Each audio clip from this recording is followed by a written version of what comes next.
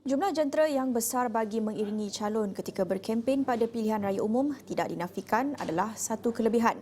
Jumlah jentera dilihat seolah-olah menjelmakan kekuatan calon yang bertanding. Tetapi bagaimana pula dengan calon yang tidak mempunyai jumlah jentera yang besar? Adakah mereka tidak mempunyai peluang? Saya terus saja bersama dengan rakan setugas Raja Hisham Raja Zaid yang mengikuti kempen calon-calon di Melaka dan Negeri Sembilan. Terus saja ke Raja Hisham. Baik, terima kasih Nailah.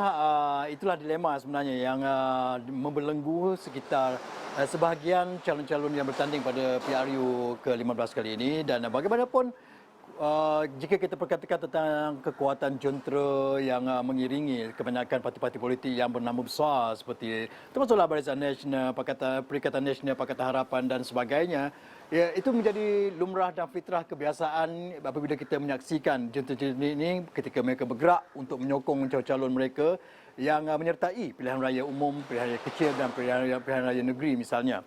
Tetapi bagi sebahagian daripada mereka, ada yang setengahnya mungkin daripada parti bebas dan juga parti baru yang baru ditubuhkan, yang baru mula memasuki gelanggang pilihan raya umum misalnya.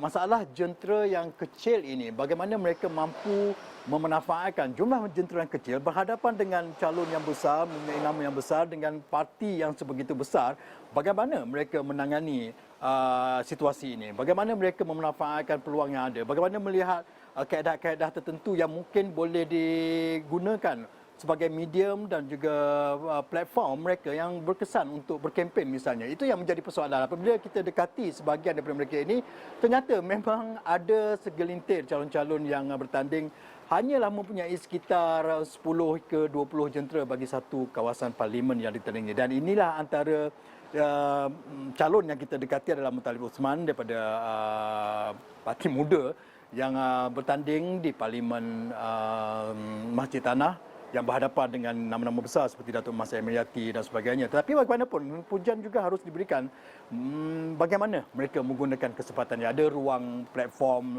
internet, media sosial dan sebagainya sebagai option yang mereka ada untuk mengurangkan ketidakmampuan mereka memandangkan kelompok jentera yang begitu kecil. Mereka ini terdiri daripada anak-anak muda yang sekitar 20 orang sahaja. Berdepan dengan cabaran yang begitu besar. Kita dengarkan sedikit mengenainya.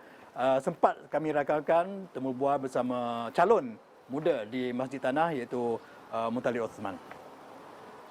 Ya, cabaran yang saya rasa seronok untuk kita tangani lah kan. Kita bayangkan kita adalah bukan underdog pun kalau lawan tu lah. Kita memang kedil. Kalau filem tu 300 kita 300 pakai Leonardo tu tengah lawan dengan tentera Parsi tu, itulah kita sekarang ni. Memang sikit kedil tapi kita ada, kita tak takut. Kan? Antaranya kalau mereka saya lihat kebanyakannya kita boleh fokus juga kepada media sosial. Di jalanan, di lapangan kita turun. Sekarang ini fasa yang pertama, kita akan turun di lapangan untuk dapatkan dapatan tu. Selepas kita dapat dapatan tu, kita akan sebar luaskan apa yang kita akan buat Masjid Tanah kepada semua orang, supaya mereka dapat imajinasi bahawa tempat mereka ini sebenarnya berpotensi untuk menjadi tempat hak pelancongan misalnya. Walaupun agak kecil jumlah mereka, jangan pandang enteng terhadap mereka kerana perkongsian data yang dikongsikan oleh kelompok calon muda ini bersama kita, dia sudah menyaksikan bahawa data-data mereka hampir lengkap, data mengenai jumlah undi baru dan sebagainya, termasuk data-data yang rekod mengenai PRN Melaka yang baru-baru ini berlangsung. Menyaksikan mereka mempunyai mekanisme tersendiri dan cara tersendiri bagaimana mereka alignkan ke semua ini dengan jentera yang ada untuk mereka bergerak dalam tempoh kempen yang berlangsung sehinggalah 19 hari bulan ini. Dan lebih kurang 34,000 yang direkodkan pada pilihan raya PRN Melaka yang lalu. Lebih kurang 34,000 jumlah pengundi yang sebenarnya tidak mengundi bagi kawasan tersebut. Dan ini akan digunakan kesempatan yang ada termasuklah sosial media dan sebagainya seperti apa yang diperkatakan oleh Muttalib Osman tadi.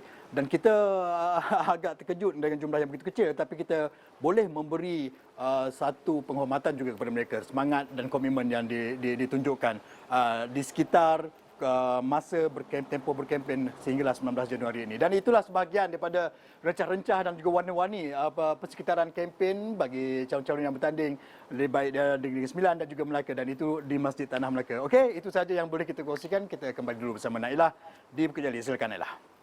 Baik, terima kasih Raja Hisham untuk laporan itu. Dah banyak lagi laporan dalam Buletin Awani jam ini, tapi kita akan berhenti seketika, kembali selepas ini.